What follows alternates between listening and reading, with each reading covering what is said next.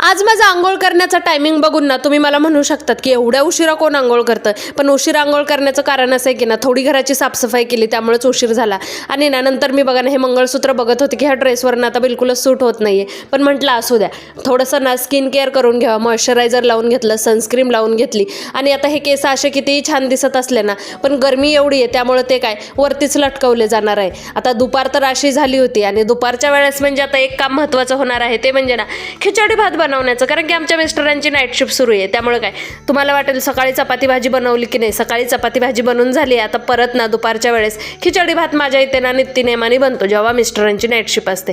मग काय सिंपल अशी डाळ खिचडी मी टाकली होती, पतलीवाली नाही, नॉर्मल आपली खिचडी बनवली होती. आणि म्हटलं आता गरम गरम भातासोबत ना काही आंबा खायला भेटतोय का बघावं, म्हणून आपला पिटारा खोलला आणि त्यात ना असे काही आंबे आता छान पिकायला लागलेत, अर्धे पिवळे झालेत, उद्या वगैरे अजून छान होतील, पण त्यातनं एक दोन काढले मी खाण्यासाठी. तोपर्यंत भात पण रेडी झाला होता. मग काय मिस्टरांनी ना आम्ही दोघांनी मस्तपैकी गरमागरम खिचडी भात एन्जॉय केला.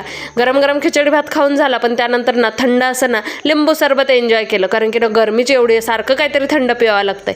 नंतर डायरेक्ट संध्याकाळी ना मिस्टरांचा टिफिन वगैरे रेडी केला होता.